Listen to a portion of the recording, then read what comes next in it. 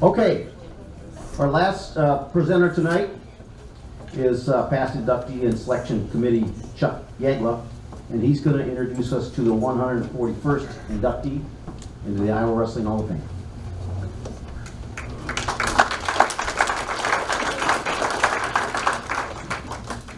Thank you, Dennis.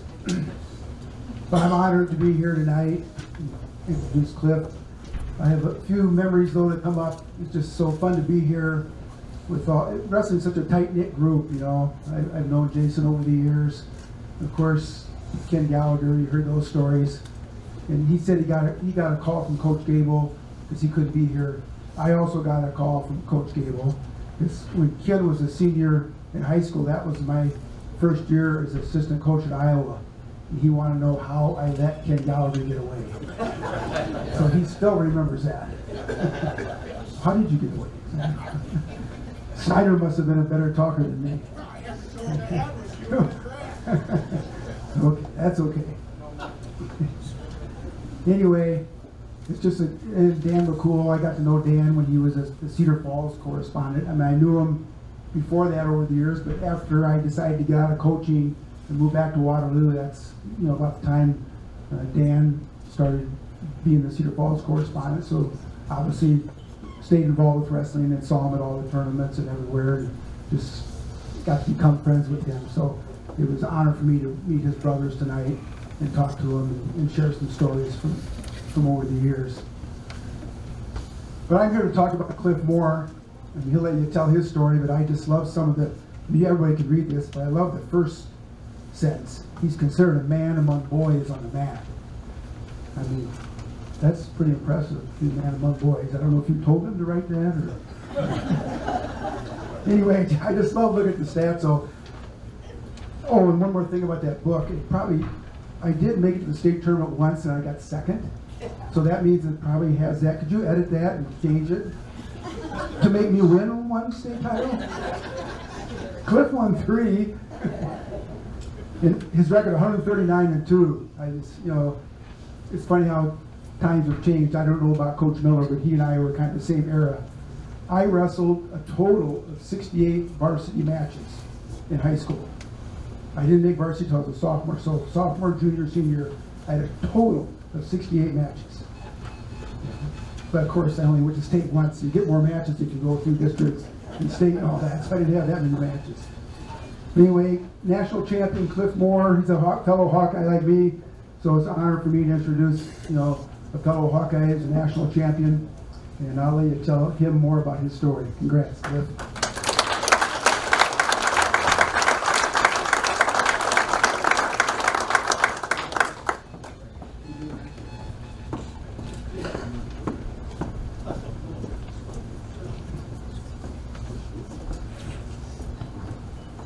Thank you all for being here. Full disclosure, I've never been a head coach, so I'm not used to speaking at all. I'm behind the scenes kind of guy. Always was. Congrats everybody. Past inductees. Jason.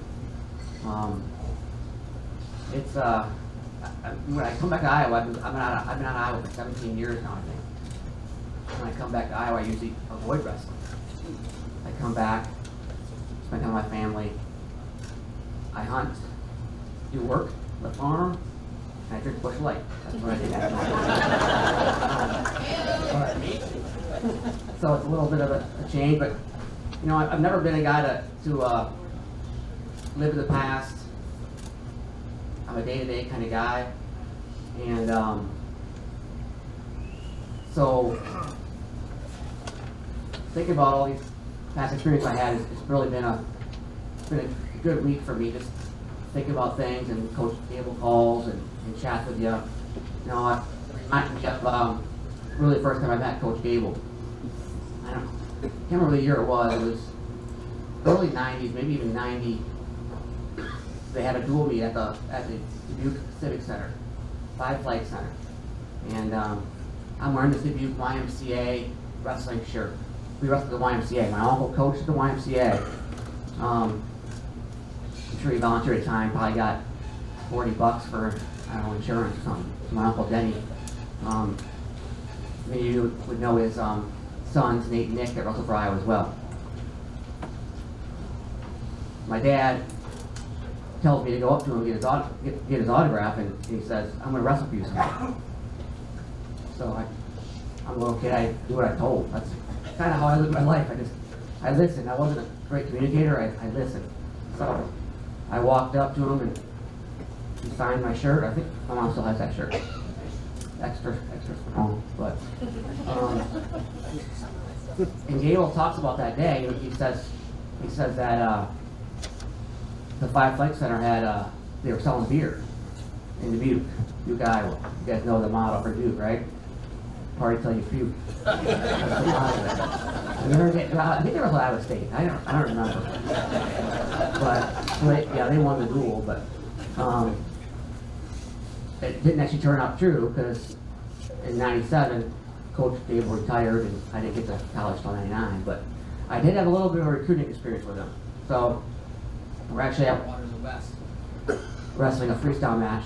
I'm sure my dad was there. He took me everywhere. And Selesky and Gable were in the stands. And I don't know what it was, but I wanted to impress him, you know.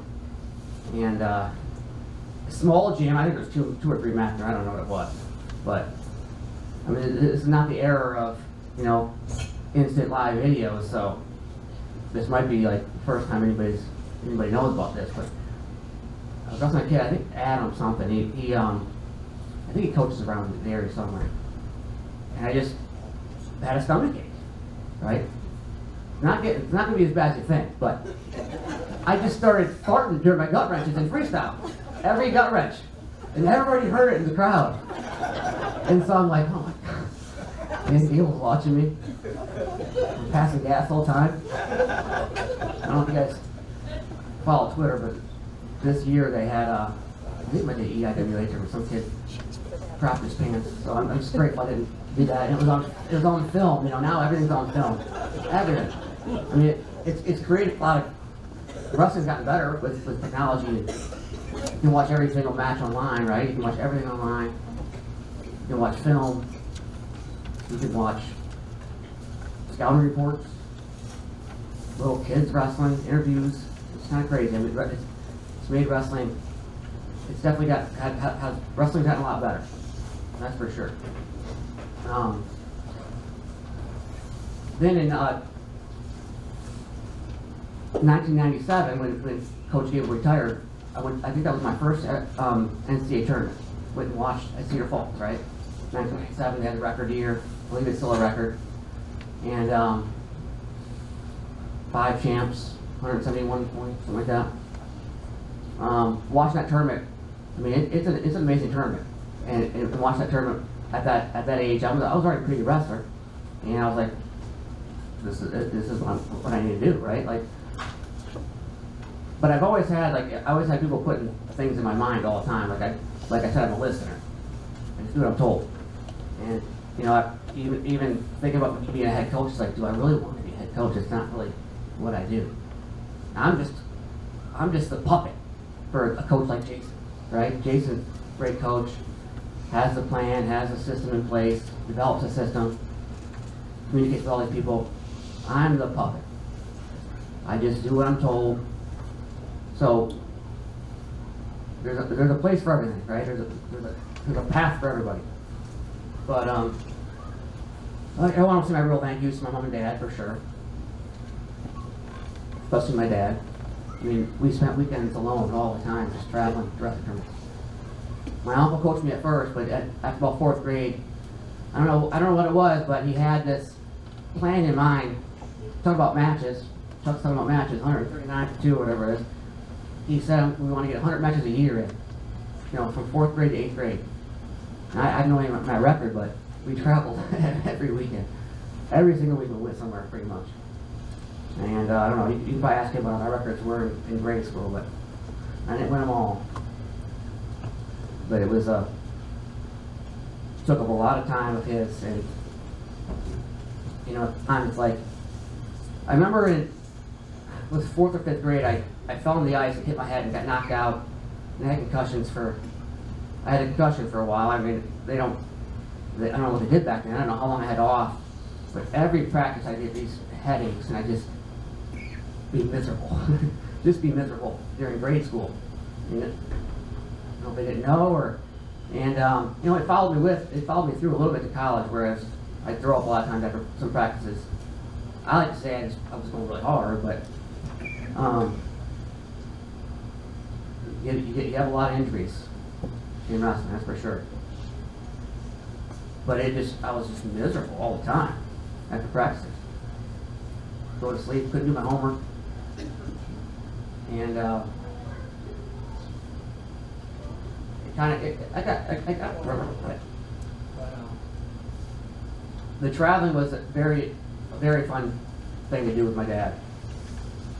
I'm pretty sure we got 100 matches. I know in 4th grade we went to Hershey, Pennsylvania. He wasn't with me actually. I was with Keith Weber. Is it Keith Weber?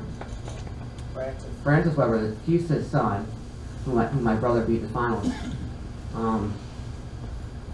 He took me out there, and I had never wrestled Greco or freestyle in my life, right? So 4th grade, that's when I first started. So I won Greco. I don't even know what I placed in freestyle, but that was a time that I think my dad, that's what triggered the 100 matches. I think it's like, if my kid's going to be good, I got to push him, right? And I never, I don't know what kind of conversations we had. It's like, I talked to my son doesn't wrestle, Carver, or he doesn't wrestle, you know? And he wrestled a little bit at Edinburgh when I was coaching there, here and there. He did it for his friends, you know, and stuff. But he says, one day I was ready to take him to practice, and he says, starts crying. He's like, I thought you told me I didn't have to wrestle if I didn't want to. And I was like, I don't remember saying that. but I don't think my dad ever told me that. I know that. I would never put that in the kid's mind, right? You want him to do something, he does it. Don't put those thoughts in his mind. Like, if he doesn't want to do it, he'll tell you. And hopefully, if he doesn't want to do it, he still does it without telling you. Because it's what he needs to do. It's like, I didn't wrestle because I wanted to. I wrestled because it's like, that's something you're good at. It's your purpose. Like, it's what I'm supposed to do. It's what I was put here to do, basically. And as you get good at something, that's what you believe. So, that's what I did. Whether it was good or not, whether I wanted to get up in the morning and work out or not, that's what I did. I got up. And I lost my train of thought there. But Carver, yeah. So my son Carver, he says, I was like, well, I think you should wrestle. This is why I want you to wrestle. And I said, what's going on? He's like, I don't like touching sweaty boys. It's like, I didn't know what to say. I was like, I guess I'm kind of glad you don't like touching sweaty boys. I don't know. But I don't like it either. I mean, I didn't know how to say it. So I said, well, just sit on it for a day. You sit on it for a day, and he came up to me and said, I'll wrestle this year. But you can just watch kids and see if they got it. Usually, he didn't have it. He didn't want to do it. I wish he would have did it anyway. But a couple more thank yous here. My brother. My brother was a senior when I was a freshman in high school. And I think it started in 8th grade, kind of. I don't know how this happened. I didn't sign up for it. But he called the school, my junior high school, and had to arrange the bus to deliver me to the high school so I could work out with him at the weight room and lift weights. And I guess that's kind of where the man with boys or whatever. I don't know who made that up. Who wrote that? You know, Kyle? Man among boys. I'm the same age as everybody else. But I did lift a lot of weights, and I think that's one of the reasons, maybe one of the only reasons I won sometimes, right? I was just stronger, a little bit more prepared. You talking about the cutting weight, right? In '97, that's when they changed the rules. And so I was always cutting a lot of weight in high school, just like everybody did, and everybody talked about it. And I got to college, and I do the same thing, right? Just cut a ton of weight, and then they have hour weigh-ins. It's like, I didn't even start my first 2 years at Iowa, so I was behind Eric Jurgens, who was inducted in 2006. And I didn't have a nutritionist, wasn't told what to do. In my sophomore year when I first started, I won Midlands after I had ACL surgery. Injuries are a big part of wrestling. And so the tournament, right? And I think back then it was 2-2-2. Now they changed the rules where you have to have a 3-2-2 match. Back then Midlands was 2-2-2. So I won Midlands my first tournament back. And had a wrestle off with Mark Jurgens, Eric's brother, in one. And then we had duels, a bunch of duels. And I know I took some losses. I just remember just didn't have any energy at all. Zero. Cut weight wrong, weigh in, try to wrestle. It's like, I gotta figure this out. And figured it out. I mean, I had a great junior year. And I still cut a ton of weight. I was weighing 158 in the offseason. I wrestled 133 my junior year. And got it down, just held it down. Totally disciplined, totally focused. And after that, I was like, I'm gonna go 141. And I'm a little 141 pounder, and it was like it was my senior year, so I felt pretty good there. Good enough to win. And, I think I was always good enough to win. It's whether you feel good or not, right? Like, I never thought about the wins or losses. After that, especially after that sophomore year, like, I wanted to feel good. If I felt good, and I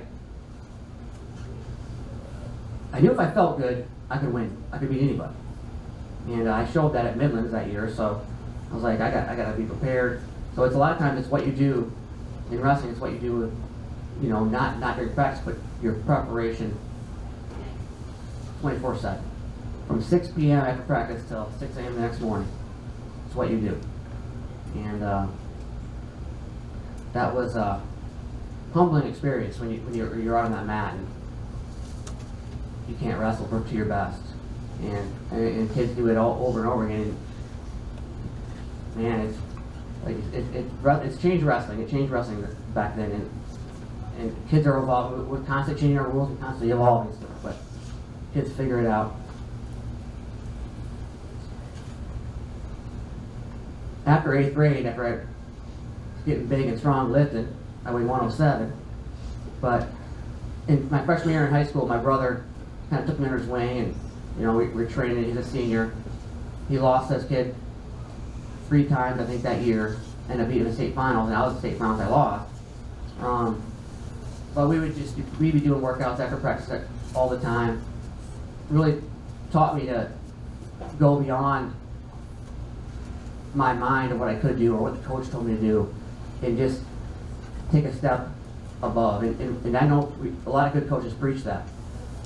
A lot of good coaches preach, it's on you. You need to be responsible for your own success and put in your own time.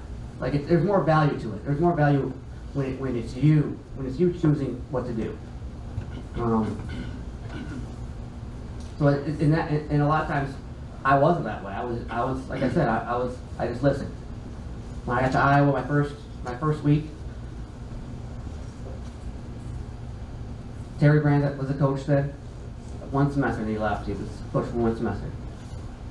They sit down with the team and said, you guys schedule workouts in the morning with your coaches. So did it. First lift, Terry Brand's. My head starts pounding. After about 45 minutes of just lifting constant, throwing up in the shower. I'm like, what?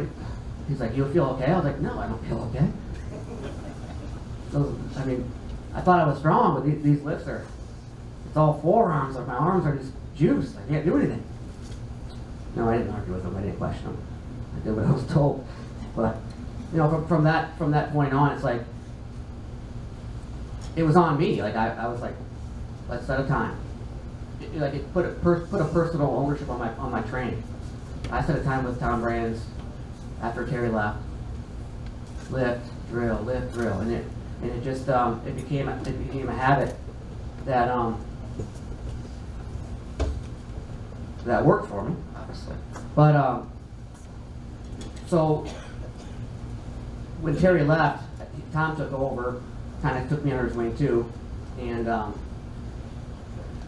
you know, I think I was kind of a slow and steady, gradual developer.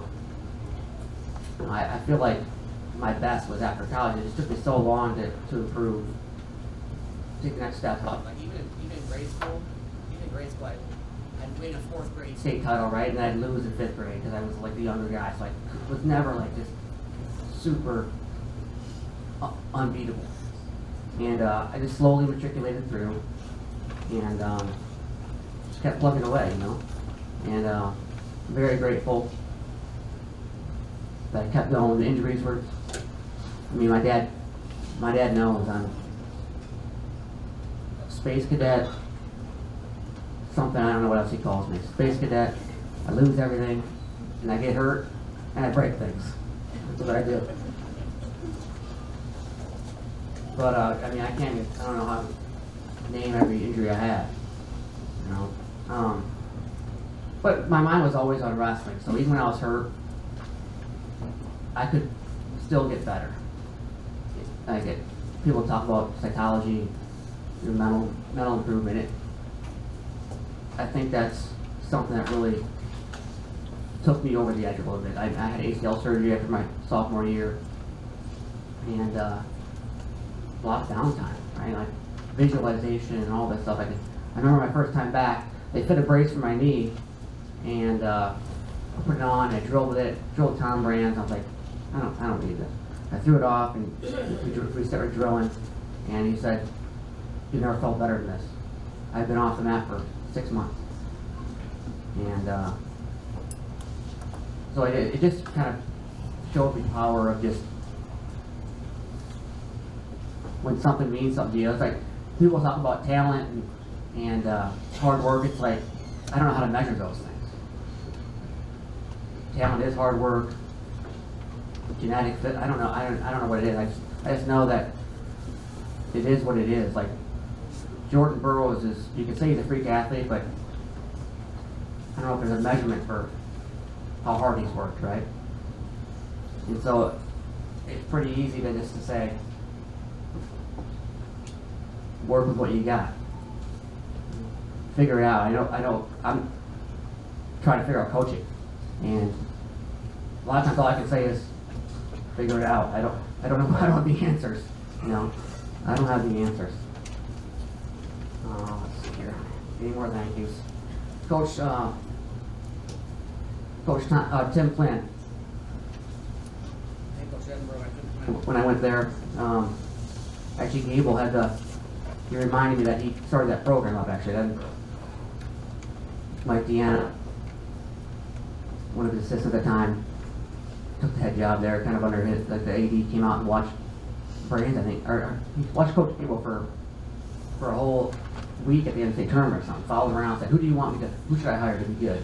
I think the AD at Edinburgh had got made fun of it from Clarion, because Clarion was really good back then. And so the guy got mad. He said, I'm gonna follow Gable around, I'm gonna get a new coach. And they hired Mike Deanna, fully funded the program at the time, and they turned it around pretty quick. Amazing experience there with him. He's a leader, right?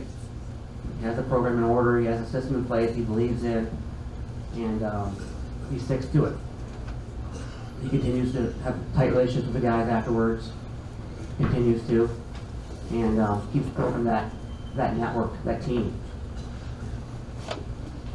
He, there's that quote outside the wall at the Hall of Fame reminded me of the Dan Gable quote right out. Everything in life is easy. That's not my experience. Life is hard. Wrestling was easy. So easy. Single-minded, one thing to focus on. Easy. I'm not saying everything's hard, right? If you want to be good at something, everything's hard. But he's helped me through a lot of life struggles. we were, had some great teams there. We were third in 2014, I believe, or maybe 15. Like I said, I don't remember history too much. I'm always what's going on tomorrow. We had a third place team, and this is when coaching really kind of hit me. Coach Mitchell Gordon, coach with me at West Virginia, was second for Edinburgh. Recruited them, worked with them. Just never wanted anything more for somebody to win the title. Still, I mean, I don't think about it too often because it hurts. Like, painful. And he was the last match of the tournament too. We were third place. I think we had 2 finalists, 2 thirds. Like, we just couldn't stop losing. We couldn't lose in the tournament. And we lost both finals matches that night. Court was the last one because Logan Stieber was had going for his 4th title. So just such a small moment of that defines you a little bit in a way. Like, you know, we try to teach kids it's not the wins or losses, right? That it's a journey, right? But man, you want that title. I think he dislocated his kneecap first, second that match. It's all taped up. He loses. He walks off the mat. We walk back. We're just distraught, and he sits down in the tunnel on the wall, and we heard this huge pop, and he jumps up, and like smoke coming off his back. He got shocked by the wall outlet, and we're just like, what the heck? We all start laughing. So if you, I don't know if they have those pictures up there, the third place team trophy for Edinburgh. We walked out there, tears, laughing. It just was one of the hardest moments of my life, but it's like, what we did at Edinburgh was, I mean, when I first got there, when I took a job, Tim Flynn said my goal was to win a team trophy. And we were 10th, 7th, 6th, so we were there. But like, when you think about being 6th or 5th to top 3 in college wrestling, it's a huge jump. It's a huge jump, and everything just kind of fell into place that year, and it was like, I didn't know it was going to happen ever. Like, it happened. Like, kind of like when I won a national title, like, I'm close. I can beat those guys, might feel good, but everything's got to go right. Everything's got to go right all the time. And it reminded me, just talking to everybody, and like Jessamine Smith could have easily been a national champ. Beating the kid, because I just met Mixer, you know that he won the finals, right? Had it right in the palm of his hand to take it. And it just, one little thing, it's like, crushes you. But it doesn't define you. So, the losses don't define you. Wins really don't define you. Wrestling defines you. And that's what I always take away from wrestling. It's almost 40 years now, you know, these people have been involved in wrestling for so long, and I hope to continue to be involved and help. And I don't know how much longer I can coach, but it's a young man's sport.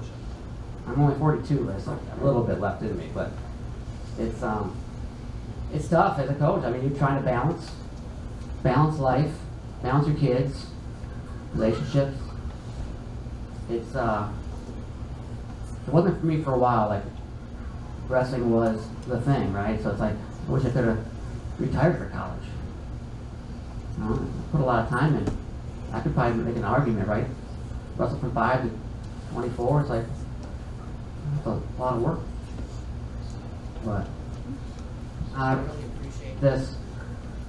It's like I said, I really don't think about the past very much. So it's really humbling experience to think about all the work everyone puts into wrestling, how much work I put in, and it's a really great honor. Thank you.